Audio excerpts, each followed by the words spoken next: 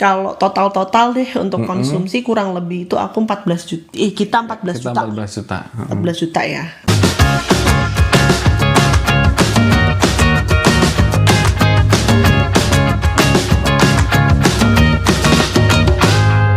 Halo gengs, gimana kabar kalian? Semoga sehat selalu ya. Nah, di video kali ini kita mau ngebahas hal yang baru. Tentunya kelanjutan dari video yang sebelumnya tentang tips gimana pacaran bisa langsung nikah. Nah, sekarang kita mau bahas apa ini? Nah, kan kemarin udah bahas tuh tips-tips gimana pacaran langsung nikah. Sekarang kita mau bahas nih, nikahan kita tuh biayanya berapa sih? Nah, nikah kita kan sederhana aja nih. Kita bakal buka semua biayanya cuma di Lantai Dansa. Obrolan santai Indonesia. Nah, setiap orang ini pasti punya tantangan sendiri nih, masalah buat pernikahan ini. Biasanya nggak jauh-jauh dari urusan duit. Berapa sih biaya buat nikahan? Nah, gitu. Tapi kan ngomong-ngomong soal budget nih, budget nikahan ini kan tiap orang berbeda-beda ya, tergantung. Maksudnya nggak ada standarnya gitu, relatif besar atau kecilnya dana yang dibutuhkan. Nah, kita ngingetin lagi nih, setiap pasangan itu pasti standarnya beda-beda ya, tergantung kondisi ekonomi dari pasangan itu masing-masing. Dan juga gimana budaya-budaya di setiap keluarga beda-beda ya, standarnya setiap keluarga tuh beda-beda. Nah, kebetulan kalau nikahan kita nih kita maunya sederhana aja, Betul. apalagi di era pandemi gini ya, jadi harus yang sesederhana mungkin, jadi nggak ribet ngurusnya. Tapi ini juga harus diomongin sama satu keluarga ya, karena kan kalau di Indonesia tuh nikahan nggak cuma berdua, Betul. tapi nikahnya satu keluarga, gitu kan. Nah, akhirnya kita long short story, kita berhasil lah meyakinkan keluarga kita berdua untuk nikah sederhana di gereja saja.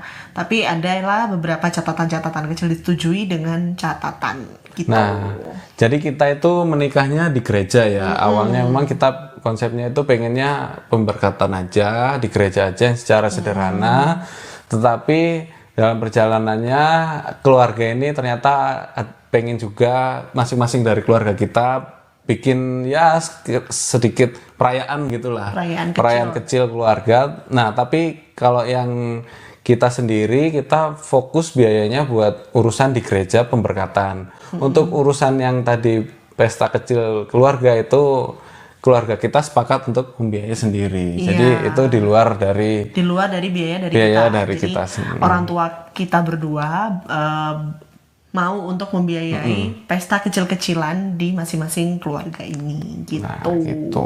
Jadi yang bakal kita bahas ini adalah pernikahan sederhana kita, versi kita yang di gereja sampai pemberkatan. Oke.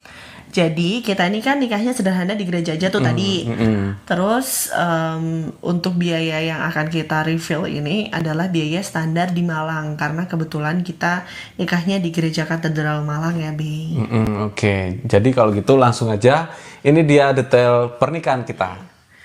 Jadi kita lihat dulu, pertama kita nikah di gereja itu yang harus disiapin adalah kursus pernikahan. Biayanya 300.000 aja. Nah, tadinya 600.000. Itu awalnya sebelum pandemi. Jadi sebelum pandemi 600.000, karena pandemi kita harus online itu 300.000. Jadi untuk kalian yang nggak tahu kelas pernikahan tuh apa sih, kursus pernikahan tuh apa sih? Jadi kalau di agama Katolik itu sebelum menikah kita wajib untuk mengikuti khusus persiapan pernikahan atau KPP singkatannya. Nah, ini tuh kayak seminar online gitu loh, kayak seminar online, webinar yang sering kalian ikutin. Pastinya kan membutuhkan biaya, karena kan kita harus bayar pembicara, terus untuk dapetin sertifikat dan lain-lain gitu. Jadi biayanya kalau di Malang itu di katedral itu 300.000 rupiah gitu. Oke, jadi yang kedua yang harus dikumpulin itu adalah persyaratan dokumen untuk kita bawa ke sekretariat gereja. Jadi contohnya kayak surat baptis, akta kelahiran, terus abis itu surat pengantar dari lingkungan. Jadi kita kalau di sini nggak keluar biaya ya, tapi agak sedikit mondar-mandir, butuh waktu, harus legalisir ke kayak Nesa ini harus ke Jakarta, hubungin paroki yang di sana. Nah, aku juga harus ke parokiku, terus habis itu ketemu ketua lingkungan. Ya lebih ke pengeluarannya ke waktu aja sih. Iya. Tapi kalau untuk biaya ya nggak bisa diestimasikan ya, karena itu biaya fotokopi, biaya bensin kayak gitu-gitulah. gitu-gitulah. Jadi kalau udah selesai semua, dikumpulin langsung ke sekretariat. Terus setelah itu kita atur jadwal sama Romo untuk ngobrol nih detail pernikahan nanti gimana, tata ibadatnya gimana. Terus kita juga harus wawancara kanonik. Nah, wawancara kanonik itu adalah jadi ditanya aja sih, ngobrol aja sih sama Romo kayak konseling gitu. Ngobrol-ngobrol Jadi biasa. dia tanya bagaimana sih kesiapan kita berdua dalam menuju pernikahan ini nih, gitu. Apakah udah siap belum nih, gitu. Jadi Pertama ditanyanya masing-masing. Ya masing-masing. Pertama kita masuk dulu ketemu, terus abis itu ngobrol sebentar, terus aku keluar. Nah, kamu ditanyain kayak ya mungkin pengalaman pribadi dalam percintaan kamu sebelumnya. Iya, kayak gitu-gitu aja. Apakah ada trauma kayak gitu-gitu sih ya. Kalau di kita sih lebih kayak gitu ya. Kayak konseling sih, Kayak kayak konseling sih secara lebih psikisnya gitu ya. Terus habis itu aku masuk, Nesa keluar, ngobrol-ngobrol apa yang aku tahu tentang dia sejauh ini apa aja. Terus habis itu udah, nah kita masuk bareng-bareng ini kita berdua, lalu ditanyakan kembali benar-benar sudah yakin atau belum, sudah siap atau belum, kayak gitu aja sih. Yang penting dijawabnya dengan jujur dan apa adanya, jadi nggak perlu belajar. Nah, gitu. Terus yang keempat apa? Nah, yang keempat setelah itu tadi udah, kita ketemulah ini ada namanya Pak Markus. Jadi dia kayak apa ya? Kayak petugas di ya salah satu karyawan gereja lah yang ngurusin masalah pernikahan warga-warga Katolik. Nah, jadi kita nanti nyiapin lah itu detail-detailnya, kira-kira mau berapa undangan, dan maksimal kalau pandemi ini 50 undangan ya satu gereja. Terus abis itu nanti kita harus nyiapin dekorasinya, kita harus nyiapin kornya, dan kita harus nyiapin petugas liturgi, misdinar, dan konsumsi kayak gitu-gitu. Jadi kita nanti diskusi sama bagian sekretariat itu buat ngurusin itu.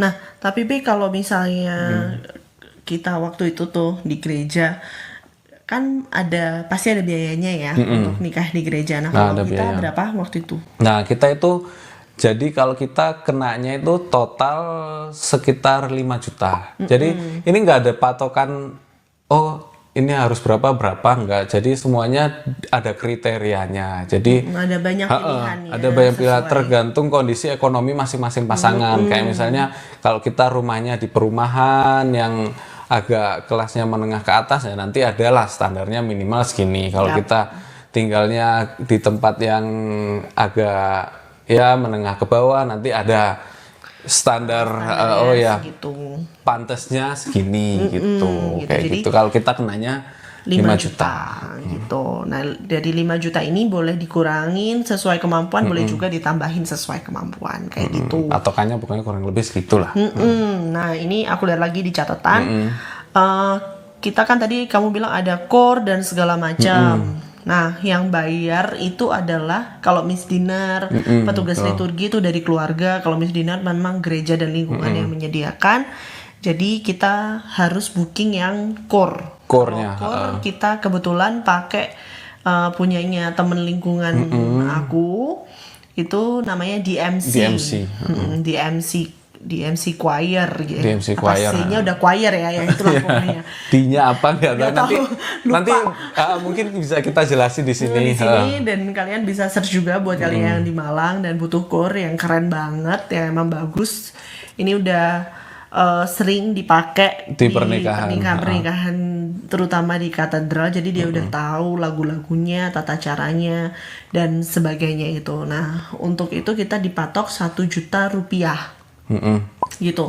Itu sih kalau menurut aku sih standar ya, karena emang mereka core-nya itu keren banget dan meskipun lagu-lagunya apa namanya mendayu-dayu tapi terlihat dibawakan elegan dengan megah, elegan gitu loh waktu itu. Nah, untuk 1 juta dan kalau nggak salah waktu itu orangnya ada 17 sampai 18 orang lah gitu untuk kurs sendiri ya. Ya.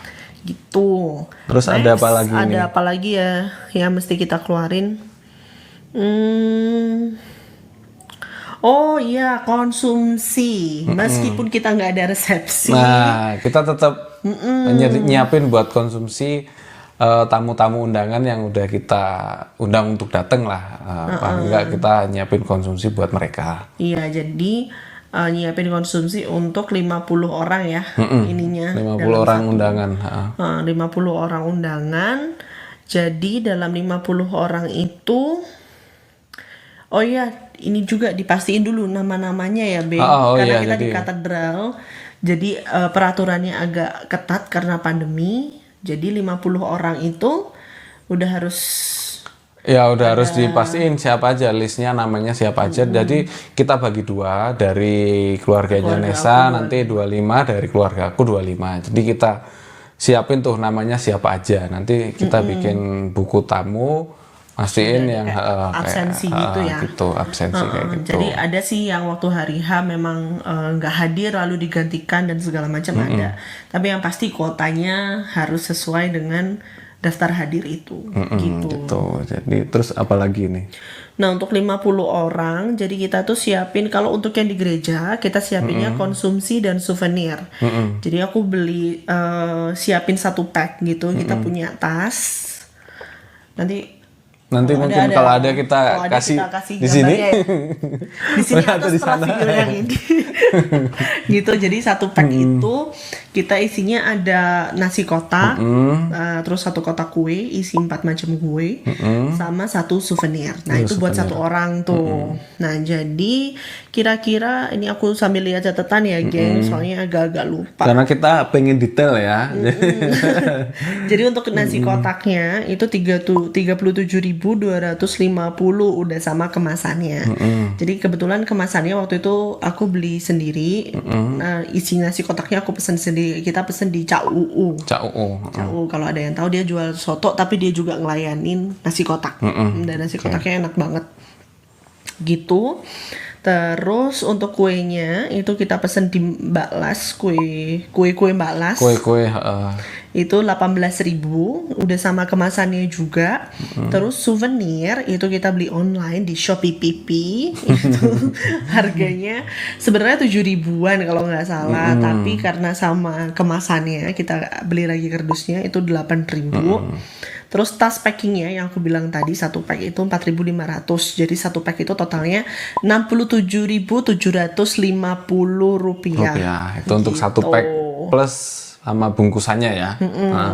Tapi pastinya kita nggak cuma nyiapin 50 pas ya. Nggak nyiapin 50, kita ada lebihan lah buat jaga-jaga. Siapa tahu kurang, kita kan takut kurang, mending lebih lah.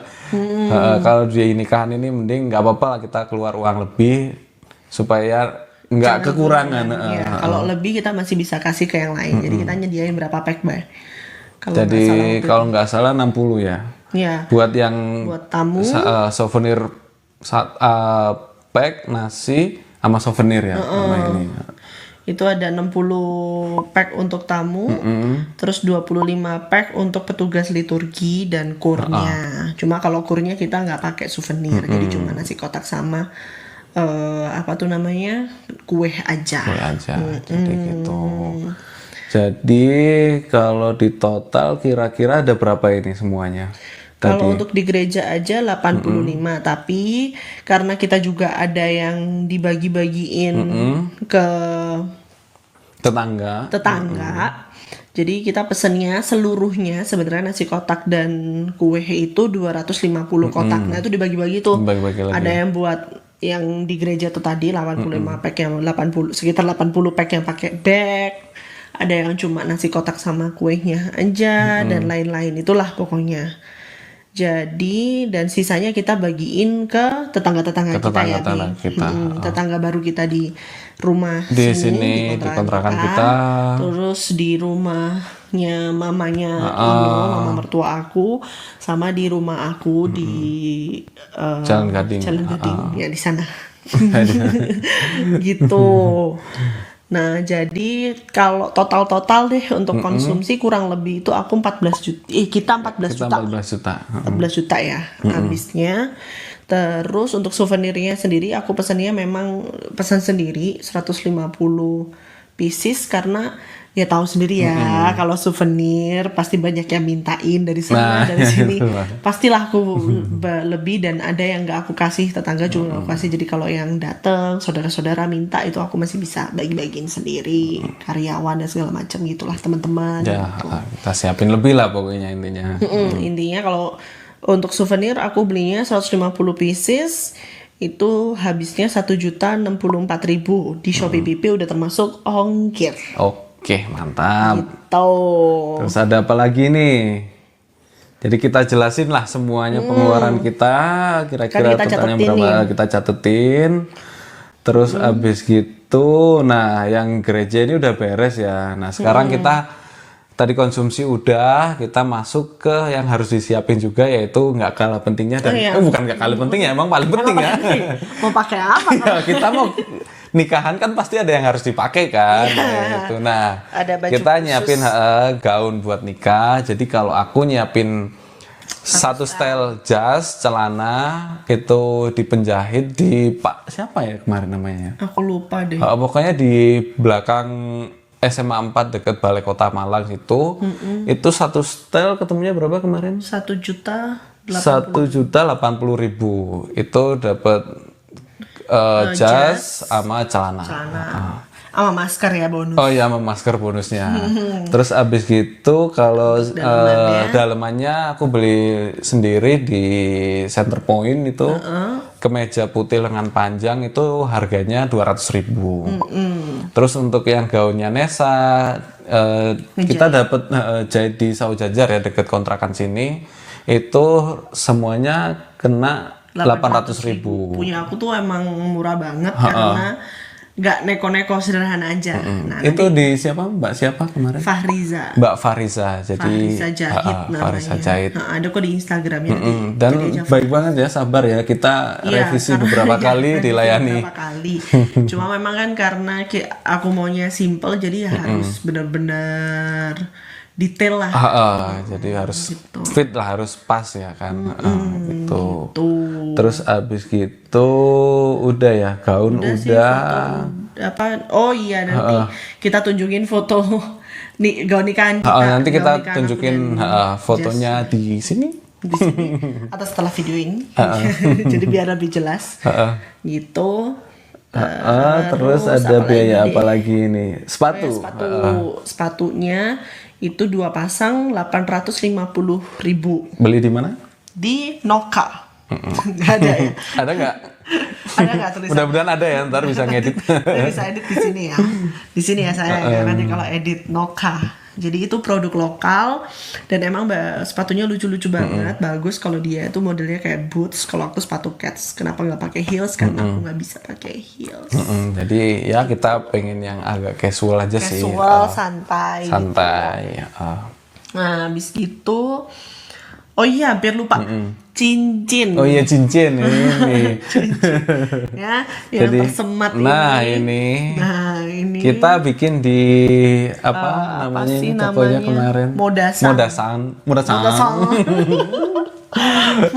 Bukan orang Jepang sih dia. Namanya bukan Moda ya. Emang namanya tokonya Modasan di Saujajar juga. Di Ruko Wow situ. Paling depan deket lampu merah situ. Ya. Itu kena berapa kita? 4.500.000. 4.500.000 dan biaya pengerjaannya kira-kira harusnya sih 2 minggu ya, 2 minggu sampai 1 bulan ya. Cuma karena kita ada revisi terus bener-benerin ya. emang seindah apa sih ya? Enggak sih, cuma lingkaran gitu doang aja. Cuma kita yang makin gendut Makanya itu. Pertama pas kedua coba kurang. Ini cincinnya makin mengecil apa kitanya makin membesar ya kan? Iya, kayak gitu deh, agak drama dikit. Terus habis itu untuk kotaknya kita beli di Malang Caroline 75.000 aja. 75.000 aja. Tuh. Oke, terus ada biaya apa lagi? Nah, ini yang fotografer sama MUA. Makeup artis kita di Baby Lusika kena 1.500.000 termasuk make upin 2 mama aku. Terus untuk fotografernya ini kena 3 juta. Jadi ada kita di rek fotografi. Di rek fotografi. Itu harganya 3 juta. Kenapa? Oke. Di rek fotografi 3 juta ya. Udah dapat album. Terus perlengkapan lain-lain, sewa mobil 1 juta, udah sama dekornya yang di depan sama yang di samping-samping di pintu-pintu tuh. Terus buket bunga itu 500.000. Jadi untuk buket bunga itu kita harus nyediain 2. Satu untuk Bunda Maria, satu buat aku pegang sendiri buat foto-foto dan segala Totalnya macam. 500.000. Totalnya 500.000 rupiah. Terus biaya perintilan lain kayak plastik, fotokopi, stiker, cetak buku. Cetak buku tuh cetak buku tata ibadah ya. Kalau yang Nasrani yang pernah ke beragama gereja, Katolik khususnya biasanya kan ada tuh buku tata ibadah. Nah itu kita cetak sendiri juga. Jadi perintilan lain ya kita sekitar 2.500.000 lah ya. Kita siapin 2.500.000. Terus habis gitu ada lagi ya ini terus habis gitu kita juga karena kita nggak bisa semuanya ngurus sendiri, kita butuh temen buat ngebantu ya kita bikinlah panitia kecil-kecilan dari teman-teman sendiri dan ini nggak pakai biaya ya kecuali kalau teman-teman pakai IO, nah itu. Memang bentuk panitia yang berbayar. Kalau misalnya kita sih memang manfaatin teman-teman kita. Kalau kita pakai teman-teman dan free. Ya kita traktir makan lah. Selesai nikah kita traktir makan. Habis ini. Nah, sebenarnya bisa juga pakai bantuan keluarga. Cuma kita berdua nggak mau nyusahin keluarga. Maunya itu keluarga datang tinggal duduk menikmati pesta gitu aja. Jadi kita susahin teman-teman kita. Nah, itu makanya. Gitu. Terus jadi semuanya udah ya kayaknya ya. Jadi di total ketemunya berapa ini? Coba kita hitung. Kita lihat dulu ya pakai ya, sebenarnya udah kita catat ya. Kita hitung semua kurang lebih ya. Kurang lebih. Kalau namanya manusia tepatnya salah dan dosa ya. Jadi kalau salah hitung mohon maaf nih. Pokoknya kurang lebih sih 37.369.000 itu kurang lebih. Kurang lebih. Soalnya kalau di nikahan kita di setiap nikahan sih sebenarnya pasti ada pengeluaran tak terduga. Jadi ya siapin aja juga buat itu. Tapi kalau biaya pokoknya ya sekitar 37.369 ya 38 sampai 40 juta lah. Untuk yang sederhana dan itu konsumsinya itu sampai lebih-lebih ya kita lebih-lebih dan kita akhirnya kasih ke ya orang-orang sekitar kayak satpam terus ya pokoknya kita sampai banyak yang kita kasih lah. Iya banyak yang kita kasih lah akhirnya. Ya nah, puji gitu. Tuhan Puji ya. Tuhan. Paling nggak yang penting nggak kurang lah. Nah itu. Nah karena ini apa ya namanya nikah itu kadang itu estimasi itu bisa meleset gitu. Iya bisa meleset. Nggak kurang tapi pastinya lebih dari estimasi. Makanya itu penting buat teman-teman yang mau nikah harus nyiapin dari jauh-jauh hari nih tabungan buat nikah. Jauh-jauh bulan. Jauh-jauh bulan dan omongin sama calon pasangan, calon suami atau calon istri kita. Ya udah kita mau nikah kapan misalnya tahun depan ya udah dari sekarang kita harus disiplin buat nabung setiap bulan. Kalau bisa juga kayak kita itu kita bikin rekening sendiri khusus buat tabungan nikah. Nah itu ya jadi uang itu keluar cuma buat kebutuhan nikah kita aja gitu. Dan nggak kecampur sama uang yang lain ya. Jadi kayak gitu. Khusus satu kartu ATM itu yang kita gesek, yang kita tarik tunai untuk biaya nikah. Gitu. Jadi nggak kepake untuk biaya-biaya lain gitu. Jadi kita bisa tahu tuh nanti pengeluaran kita tuh di tabungan berapa, sisanya berapa, jadi itu total dari yang udah kita keluarin termasuk kalau mau nraktir temen apa segala macam selesai pernikahan itu juga dari situ gitu. Oke, gitu. Sebenarnya pernikahan itu emang ini ya banyak banget pelajaran yang kita bisa ambil dari persiapan pernikahan Dan ini menguras ya, emosi, jadi sabar-sabar aja lah. sabar-sabar aja, terus Nggak kayak cuma satu kepala, jadi banyak kepala yang ikut untuk ngurusin ini gitu kan. jadi pelajaran yang aku ambil sih kita ambil sih sebenarnya, jadi emang butuh banyak bantuan, butuh banyak tangan, tapi kita juga butuh yang menengahi juga gitu loh, antara ide-ide yang keluarga mau, yang kita mau. Memang harus ada tim yang bisa mewujudkan itu semua. Kalau kita kan memang dari awal salahnya adalah kita berusaha sendiri ya, sementara kita masih harus kerja. Nah, itu. Pulang kerja kita harus ngurusin nikahan ini lagi. Makanya tadi yang dia bilang memang menguras emosi banget gitu. Gitu sih pengalaman kita. Semoga bermanfaat buat kalian. Oke, itu dulu sharing dari kita, detail-detail kira-kira biaya pernikahan itu berapa sih? Khususnya buat yang nikah di gereja ya, gereja Katolik, kurang lebih segitulah estimasi budgetnya kita gitu. Dan standarnya setiap pasangan beda-beda ya, tergantung kondisi masing-masing. Ya, semoga ini juga bisa bermanfaat buat kalian, bisa jadi referensi buat kalian perbandingan harga nih. Kira-kira mau catering yang mana, mau fotografer yang mana, MUA yang mana, kayak gitu. Nah, jika kalian suka sama video kita, jangan lupa untuk like, subscribe, dan share. Be kind, spread love and happiness. Bye-bye. Dadah, bye-bye.